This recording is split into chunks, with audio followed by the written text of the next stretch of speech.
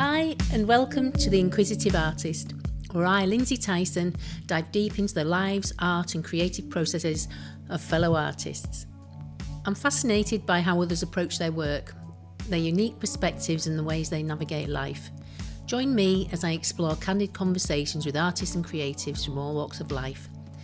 Together, we'll discuss the challenges of the creative journey and share insights to encourage your own artistic path. Thank you for joining us.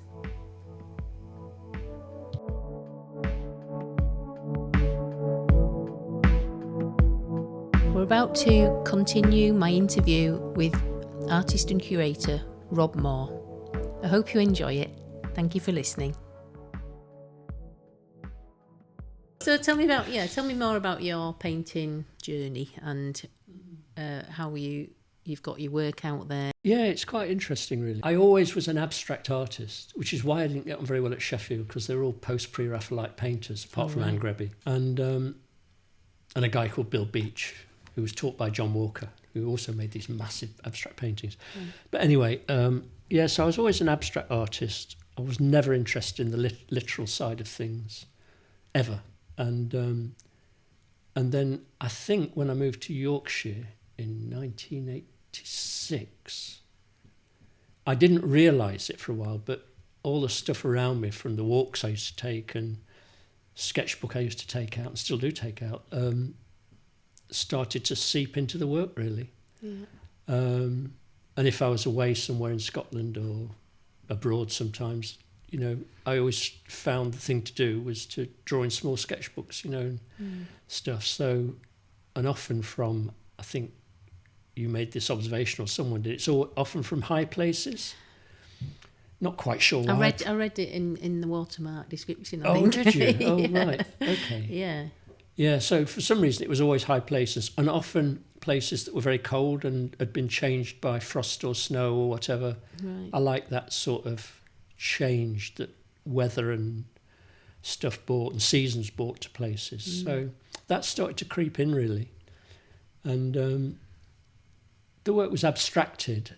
Can I just ask, how did you work from your sketchbook? Did you actually then recreate anything in paint? No, not very often, but I think in the sketchbooks, you sort of build up a visual language, and a lot of shapes become very repetitive and recur lots of times, so it might be little copse or, I don't know, a hole through a hedge, or where animals crept through, or signposts, or whatever. You find that they then transform into other shapes that just start to appear in the painting. So you build up a sort of like history of and a language of stuff. And I find for years that the same things start to crop up in different things. Yeah. I mean, there's a shape that appears in loads of paintings, and it was from a small dew pool near Kirby Grindelwald that used to exist in the winter and not the summer, where animals came to drink and frogs came to mate. And it's just the shape of this small pool that I drew from suddenly became a sort of ovally shape that appears in lots of paintings, really. And why do you think it does appear in lots of paintings all the time? I don't know why you're drawn to certain shapes. I mean, I quite like, sometimes if you're looking at trees and copses and things, often it was very linear and vertical. Yeah. And just as a compositional thing, really. Yeah. That idea of a disc shape or an oval, a softer shape, against something a bit harder, that sort of contrast within work that required different sorts of marks to be made and maybe different colours to be used. So maybe that was part of it. But also, if you're not trying to paint a particular landscape or draw a particular landscape, and you invent landscapes like I do, which I would always tell my students off about in the early days, always draw from observation. Yeah. Yeah, they become imagined places, probably the sort of places I'd like to find. Yeah. And they might sometimes amalgamate images and symbols from lots of different landscapes. But I've never copied from a sketchbook. I can't think I've ever copied anything. So would you draw quite realistically of a place? Yeah, sometimes. Sometimes I would, very, very tediously sometimes. Although nowadays I don't draw in them much. I just take colour out with me. Right. What, like in pastels or paint or pastels sometimes, yeah. If I'm abroad, I take pastels, but more often just a little watercolour box. Yeah. And I'll just like going straight in with colour, really. Yeah. And do you have any sort of, like for me, if I go abroad or travel to a different part of the country and start painting, I feel like I'm being a bit unfaithful somehow. It's like I can only paint round here or Yorkshire. Oh, right, Yeah, okay. it's a bit of a strange feeling. I feel like I'm cheating on it somehow.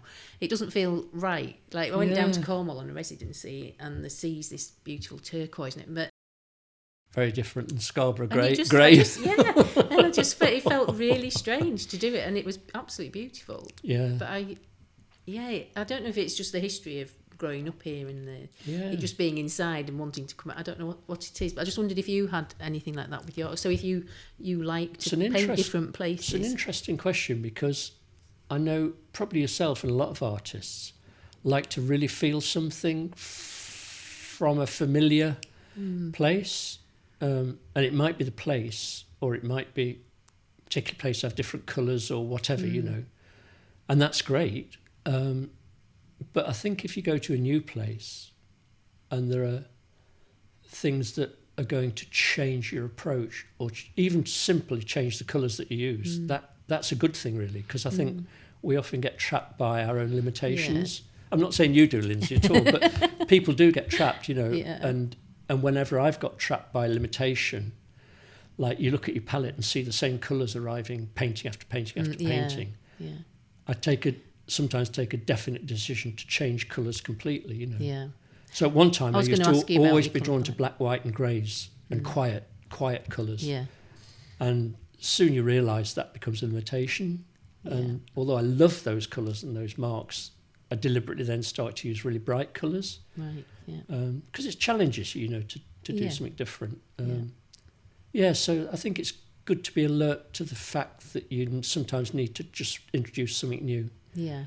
Which I do through collage as well. You know, I save old drawings and old prints and scraps of nice paper and stuff, you know. So and do you work in a series, or do you... Sorry, I interrupted you then. No, it's fine.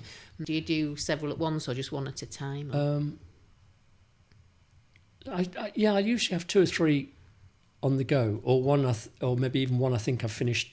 I'll hang it on the wall and start something new, but then I'll go back to the other one in the light of what the new one might be doing. But I don't, not like Ivan Hitchens or even yourself, I don't have 20 or 30 canvases around the wall and go from one to the other. Maybe that would be my next challenge. Maybe. So when you start painting, do you have an idea in mind, or do you just start and see what happens? That's a good question. I think in the early days of the landscape influenced abstracted work, it would be the places that really determined the feel of what I wanted to do.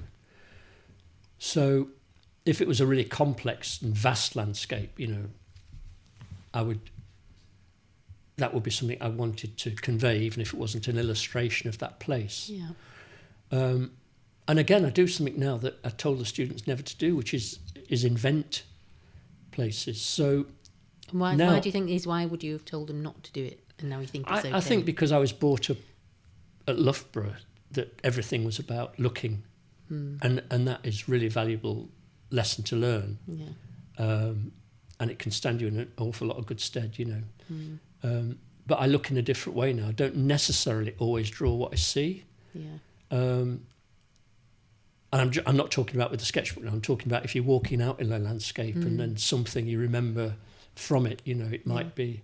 I mean, to give you examples, some of the things that I started to look at were things that were being unearthed. Right. Through, when you come to the coast, you know, the sands move and change, and sometimes you find bits of old ship or whatever. And I suppose that sort of led me to think, well, climate's changing. How can I, as an artist, have a bit more current validity about my work and it not just be about art? So probably for 8-9 years now, I've let things creep in that are, to me, important, and maybe not to anyone else looking at the paintings, but maybe things that suggest the way climate's changing. And it started with wild water, big torrents of water and waterfalls and things which had a power and energy about them. And then it became about things that were unearthed, whether it was stones that you know unearthed in the sand, or whether it was part of a shipwreck, which there are lots on this coast. And And so there was this whole language of stuff started to creep in that I use quite a lot really in the paint. So I use a lot of them. I use very abstracted ship shapes in the paintings. The latest one I've just finished has got a rib cage of an old ship there. Right. That's quite recognisable really actually in the thing. Right. But also I read fantasy a lot, but I started reading a lot of factual stuff. So I've read a book about voyages to discover the ship that Shackleton and his party went down on. And that was really intriguing. And I've just finished a book called Erebus, which is about two boats, Erebus and Terror, who in the 1840s tried to discover the northwest and the southwest passages, and they had some success in the southwest, but in the northwest they got trapped and everyone was killed. But they've discovered the boat now in 36 feet of water. Really? 36 feet? That's nothing, is it? I know. Gosh. It's taken years to find it. Wow. But the stories are amazing, you know. And they're only finding, they're finding bones of the survivors and stuff they left behind. And they were on the ice for over 3 years and they had to move about. Gosh. And everyone died. The whole lot died. Yeah. And it's only the Inuits that can live in those conditions. So it's only climate change that they're finding these places that where the ice has receded and stuff, you know, or gets exposed at certain points of the year. So that's really interesting. So you're not looking at it from a political sort of view or anything. It's purely a not political, fascinating, not political point of view. Just in my own mind, it gives me that little bit of content to involve in the painting. But I'm happy if people just like the shapes and the colours. Yeah. But if someone wants to look a bit more closely, then and look at where the little symbols, metaphors might be, that's great. Yeah. In fact, Anne Greby, the tutor I've got a lot of respect for, she wrote a bit in a book I did a few years ago about work I was doing at the time, and she pointed out things in my work that I never knew existed, and that she was right. Yeah. But you become so... I find it fascinating when you get a professional looking at your work and talking about it, and they do totally get it. Yeah. But you've never thought about it in that way. Do you know something? Yeah. When I won the Women in Art prize and did my exhibition, Isabel Langtry, she was talking about my work, and it was amazing to me because I'm not coming from a fine art background as well, not being educated in that sort of. Yeah. I found that absolutely fascinating, and it was just great listening to it. Yeah, you know, it just sort of really... It's great, isn't it, when that happens? Captured what I was trying to convey, but didn't really know I was trying to do that. Yeah, exactly. It's good, isn't it? Yeah, it was amazing. I remember Anne saying about... I was doing these sort of frozen landscapey things, which are really complex ones, quite subtle colours, quite complex, and she was quite poetic in the way she wrote as well. But I just remember one phrase at the moment that comes to mind, which was, Rob isn't a painter that describes... He's a signpost that merely points the way. Oh, that's nice, isn't it? Gosh. Which my paintings then are about journeys. So how insightful from someone to say that. For somebody to be able to say that always amazes me when people can say that. She said he just lifts a finger and points the way. Wow. Isn't that an amazing thing to say? Yeah. Yeah, it's incredible. We haven't talked about what medium are you mainly an oil painter? Yes. I used to be an acrylic painter for the first half of my painting life. I think that was because I was part-time teaching or full-time teaching, and acrylics dry quickly and stuff. So, you know, if I only had a couple of days a week, then things had to happen quickly, which they couldn't with oil paint. And I suppose since I've had more time and not in paid work, I still use acrylic to underpaint, almost all the time, and try to get rid of the whiteness in the first day. And you're on canvas? On canvas, mainly, yeah. So I try to get rid of the canvas quickly with some broad colours and shapes and stuff, which aren't coming from anywhere but in my head. And, you know, that's sort of... A friend of mine, Jake Atry, a really good painter, said to me about my work one day. He came to my studio and he said, Rob, your work is accumulative. And I said, what do you mean by that, Jake? And he said, well, it's not about anything in specific that you can put your finger on. It's about who you are, where you've been, what you've seen. And he said it's a whole combination, histories, geography. It's a whole combination of things that come together and that you release into the paintings, which I thought was accumulative is a great description. It is a good word. When someone asks you what your work's about, which is an awful question. Could I say mine's accumulative? You could. Well, I guess everyone's is, but it's just a great way of describing work that comes from lots of fragments that sort of mesh together. Yeah, I think mine is a bit like that, isn't it? Because it is. My biggest battle was just working from inspiration and from imagination. That was for me I didn't think I was a proper painter because I like to just splash stuff on the but I'm sort of realising that that's not a bad thing now. But no, but I mean I see photographs you take sometimes on social media. You know, you're looking at road markings or things in the sand or in the rocks or in the you're looking at stuff. You know, I'm always looking. And it all feeds through, doesn't it? Yeah, I think it does. Yeah. You see, a lot of my palette comes from the colours that I see. So I think that for me, that's a starting point. Maybe that's why your trip to Cornwall or Devon was less of an inspiration than the colours that you see around here. You know, I wasn't inspired. I just felt very odd doing it. But that was at the beginning of my coming out as a painter. So although I've always painted, when I went there, it was really early stages. I was still discovering what I wanted to paint and how I was going to paint and everything else. So it was a real voyage of discovery. But that was a real, really strong thought. Do you ever get stuck? Yes and no. Sometimes. Do I? I was going to ask you that. I think as long as you just go back and start playing around, it soon comes back. But at the moment, I'm going through a quiet period, so I'll start distracting myself with other things. A really busy time, so I'll start distracting myself with podcasts and tidying the studio, and then so I'll have a few weeks where I don't do anything, and then I'll start building up to starting again, and then I'll work for quite a period of time, really quite intensively, and then I'll stop and then have a fair or an exhibition or whatever, and then I seem to have a little quiet time, and then I'll start again. But no, I'm always playing with, I only have to get my materials out and I'll be able to. Away. Yeah. Because it does, it does worry a lot of painters, doesn't it? You know, this sort of, a bit like writer's block, but in painting. I think the scary thing is when if you've had a few weeks where you haven't painted, you suddenly, maybe you've done a really good body of work and you were proud of it, and then you want to start again, you think, how did I do that? Yeah. Can I ever do the same again? I see paintings that I made and I don't know, I wouldn't know how I did them. I have no idea. I don't mean technically, I just mean, was that me? Yeah, absolutely. When I did my exhibition in London for the prize, after that it was a bit scary starting again, because I really felt I'd achieved something. I was really proud of that work. Yeah. And then starting again was really hard.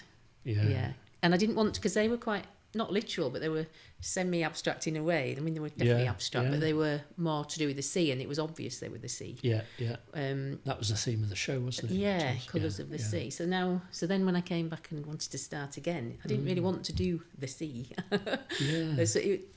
But the ideas come to you, don't they? So for me, that was a body of work, and then that was done, and then it was starting again. Do you know, though, you just mentioned ideas, and a lot of artists and a lot of people who like art are always talking about ideas. And I look at painters I really admire, and actually they have very few ideas in a lifetime. And I think I don't know how I'm going to phrase this, but I mean, even someone like Jasper Johns, who I admired enormously when I was a student, he had very few ideas. He had 3 or 4 big ideas that he exploited, like you were talking about working in series, all the target paintings and different things, and then works that had little 3D things sandwiched in them and stuff. And there were ideas there, but only a handful, and they weren't massive ideas. Yeah. They were quite simple when it boiled down to it, So a lot of the interest is in actually how things were made, rather than what inspired the making of them sometimes. That's a bit of a generalisation, but I think that's true. And you think of any painter, I mean, how many ideas did Picasso have? I mean, he had lots of different periods. He had figurative work and he had ceramics and he had, but the ideas didn't change that much, there were several themes throughout his life. So the idea of having an idea or something at the back of your mind that if it lasts you 5 years, 10 years, it doesn't matter. I suppose, you get more conceptual artists, don't you? Whereas for me, it's always the landscape. It doesn't matter. I'm just talking about painters. Yeah. Real artists. No, I shouldn't say that. Yeah, for me, it's all about the landscape or my environment. Yeah. I don't think I could ever really do. I wouldn't want to suddenly start painting something different, but I would change how I paint something or explore. Would you ever put a figure in your work? Well, I might try, but it'd probably look really horrendous. So, but I am thinking of trying to do a little bit more, with my sketchbook, do more real drawing. I don't enjoy real drawing. Yeah. I love sketching with a pencil if it doesn't have to look real, but it's not something I enjoy. It hurts my head. Yeah. But I know that it's a good discipline, and I'm thinking I really should do more of it. I was part of you remember Ruth Miemczek? Yeah, I used to go to her bi-monthly oil painting class, and every morning we would draw a still life or something, and then we would paint in the afternoon. And it was a good discipline. Yeah. But it wasn't always had to be realistic. We had little different challenges. So like if I like drawing with my eyes closed or not looking, or doing it with my left hand, so I know it doesn't have to look real. Yeah. Because I get very tight when I try and do something realistic. And I think if I was to put a figure in a painting, it wouldn't have any energy. I'd be trying so hard to make it look all right that it wouldn't have the energy. When do you know a painting's finished? I'm supposed to be asking you all these questions. I think it tells you. Yeah. I think it tells. What do you think? I think when I start fiddling. Yeah.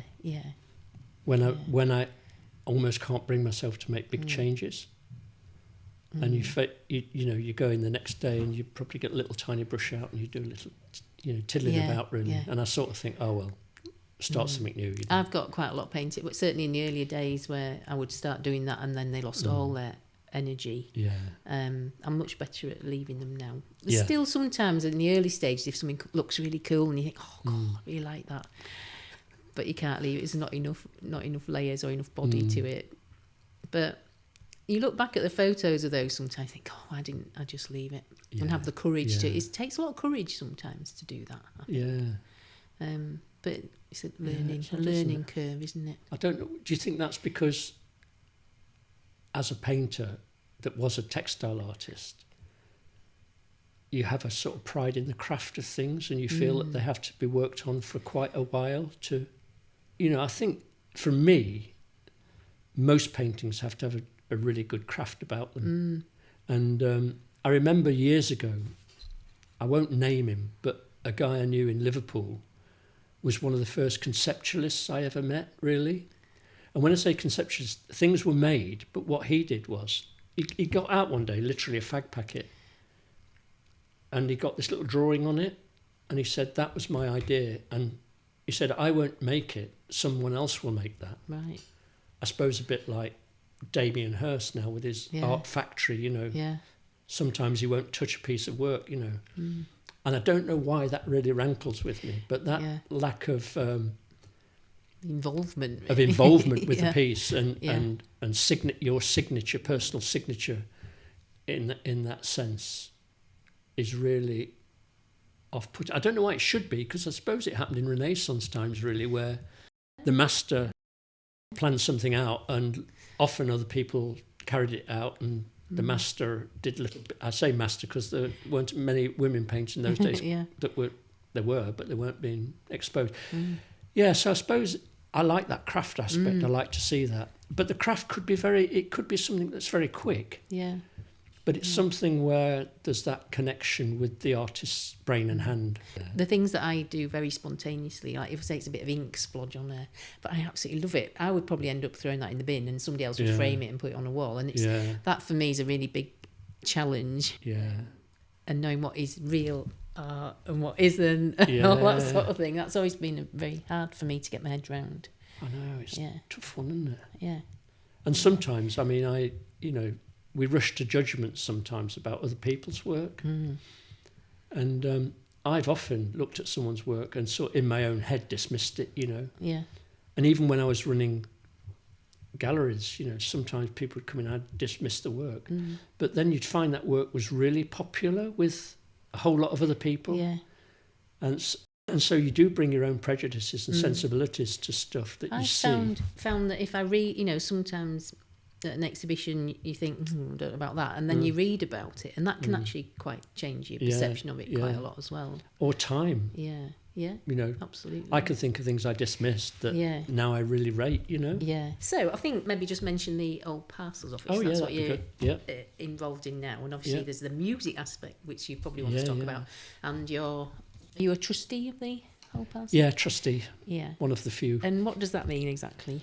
Well, I thought it meant you'd sit around 3 times a year and discuss things and come up with ideas and someone would carry them out. But in actual fact, we're very hands-on. So it's an art space with studios, galleries and music venue, and we do everything. So I do a few of the exhibitions, not all. But I say do them, I suggest them, maybe organise them and curate them. Some, like the open show coming up, which I don't really like to get involved with in terms of selection, like it to be independent.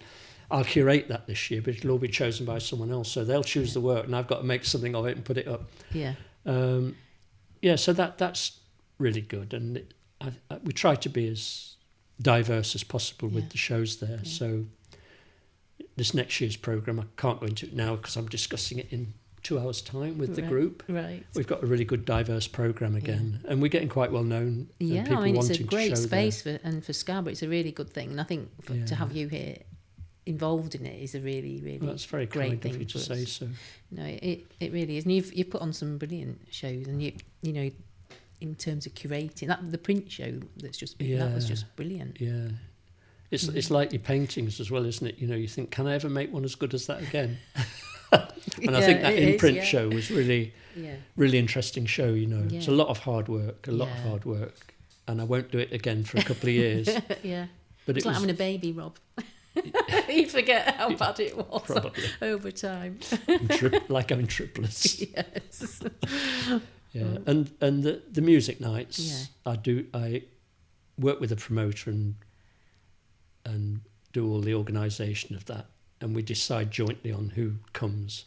I love music so much that it's just putting time and effort in and stuff. So I just love music really. Yeah. And I play music all the while when I'm painting. Yeah.